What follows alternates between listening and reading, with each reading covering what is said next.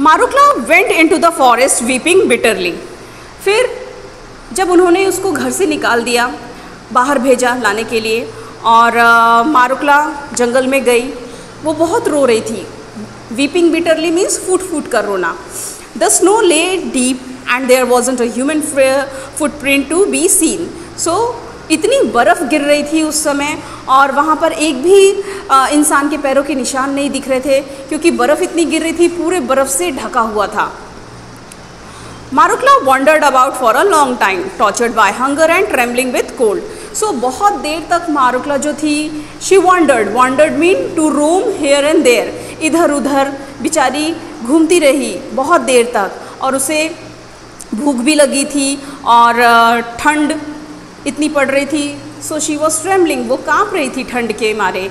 सो इस तरीके से she was tortured by hunger and trembling with cold both. At last she saw a light in the distance. आखिर में उसे एक रोशनी दिखाई दी। She went towards the glow which came from the top of a mountain. So वो जो light थी वो कहाँ से आ रही थी? From the top of the mountain.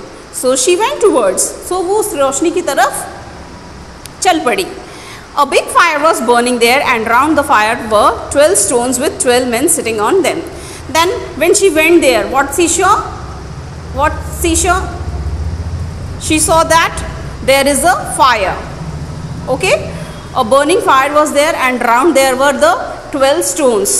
बीच में एक फायर जल रहा है, and उसके राउंडली 12 stones है, जिसके ऊपर there were 12 men were sitting. 12 men जो थे वो स्टोन के ऊपर बैठे थे। 3 of them had snow white beards, 3 were not so old, and 3 were still younger.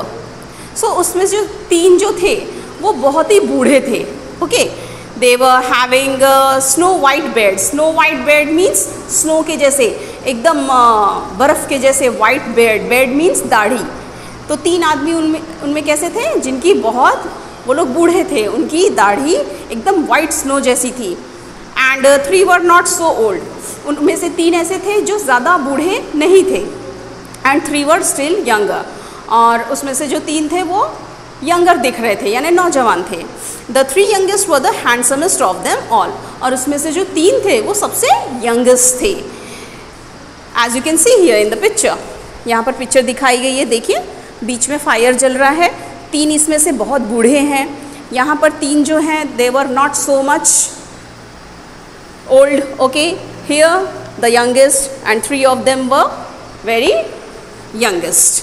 So in this way 3 3 3 3 4 12 means the 12 men were sitting. They were not speaking but all sitting silent. So वो लोग बातें तो नहीं कर रहे थे, but they were sitting just silently. These 12 men were the 12 months, और ये 12 men जो थे वो कौन थे? 12 months, that is January, February, March, okay, up to the December. Great January sat highest of all. His hair and beard were as white as snow, and in his hand he held a club. So Great January जो था वो सबसे highest था, यानी सबसे बड़ा था। जैसे कि जनवरी का महीना सबसे पहले आता है, yes, so he was the highest. And his hair and beard means दाढ़ी जो थी उसकी दोनों ही बहुत सफ़ेद थी, स्नो के जैसे सफ़ेद थी। और उसके हाथ में क्या था? एक club. Club means a type of a stick. Okay, Marucla was frightened, so she was very frightened, उसे बहुत देख के डर लग रहा था।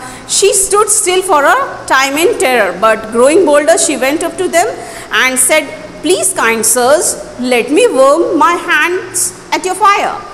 So Marucla was very frightened, and still she was in terror, यानी वो डर में ही थी कि कैसे उनके सामने जाए। बट फिर भी उसने बोल्ड बनते हुए मीन्स एनर्जी इकट्ठी की उसने, और आगे बढ़ी, और उसने क्या पूछा उनसे?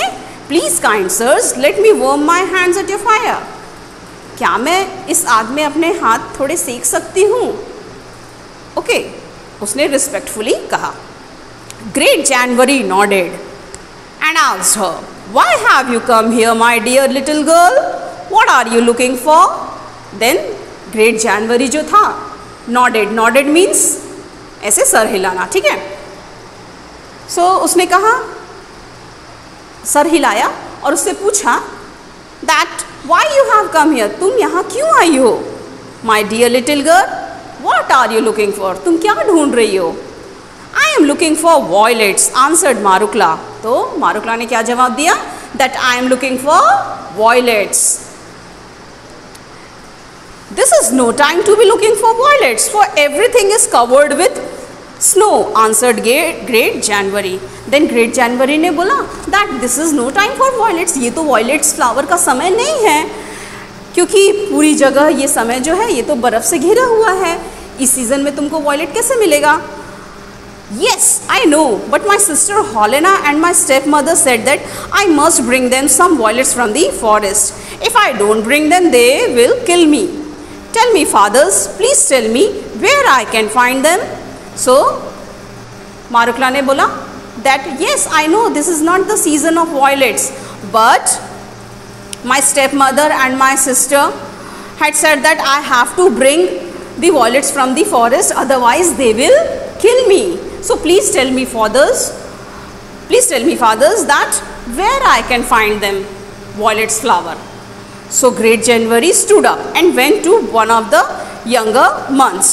So इतने में ही जो ग्रेट जनवरी था वो अपनी सीट से उठ जाता है। आप देख सकते हैं यहाँ पर पिक्चर में दिखाया गया है, यहाँ तीनों जो ओल्ड पर्सन्स हैं, है ना, वो यहाँ बैठे हुए हैं। तो इसमें जो ग्रेट जनवरी है वो पहले इस सीट पे बैठा होता है, लेकिन बाद में वो इधर आ जाता है। तो इसका रीज़न यहाँ पर दिया हुआ है, वो क्यों यहाँ पर आ जाता है और इस सीट पे कौन बैठा है, तो यहाँ इस पैराग्राफ में बताया गया है। ठीक है, तो ग्रेट जनवरी जो था वो अपनी सीट से उठ जाता है and went to one of the younger months, और अपने जो यंगर मंथ के सीट पे जाके बैठ जाता है। एंड इट वॉज मार्च, वो कौन था? March. And giving him the club he said brother take the high seat, और उसको देते हुए क्लब, वो जो स्टिक थी उसके हाथ में देते हुए उसने कहा brother take the high seat. उसने मार्च को बोला कि तुम मेरे सीट पे बैठ जाओ, और उसके हाथ में वो छड़ी दे दिया। March took the high seat upon the stone and waved the club over the fire. So in this way March took the high seat and he just waved the club over the fire. उसने fire के ऊपर वो stick को ऐसे wave किया, यानी घुमाया। The fire blazed up. तो इतने में क्या हुआ, जो फायर जो था वो और ज़ोर से, यानी आग तेज़ हो गई। The snow began to melt, the trees began to bud, and the ground was at once covered with grass. It was springtime. So जैसे ही उसने ये किया तो क्या हो गया, जितनी भी स्नो थी वो मेल्ट होने लगी, जो ट्रीज थे उसमें बर्ड्स आने लगे, यानी कलियाँ आने लगी, और धीरे धीरे इस तरीके से पूरे जगह, पूरे ग्राउंड में हर जगह हरियाली छा गई। और वो कौन सा सीज़न था? स्प्रिंग टाइम था। The violets began to bloom among their little leaves, and before Marukla had time to think, so many of them had sprung up that they looked like a blue cloth spread out on the ground. So इस तरीके से हर जगह जो violets flowers थे वो खिल उठे जैसा ही उसने ये किया। और मारुक्ला यानी जब तक ये सोचती तब तक हर जगह, यानी ये जो ब्लू फ्लावर्स थे वो हर जगह खिल चुके थे। Everywhere the violet flowers had sprung up and that is look like a blue cloth. और वो कैसा दिख रहा था? जैसे ब्लू क्लॉथ हर जगह फैला दिया हो।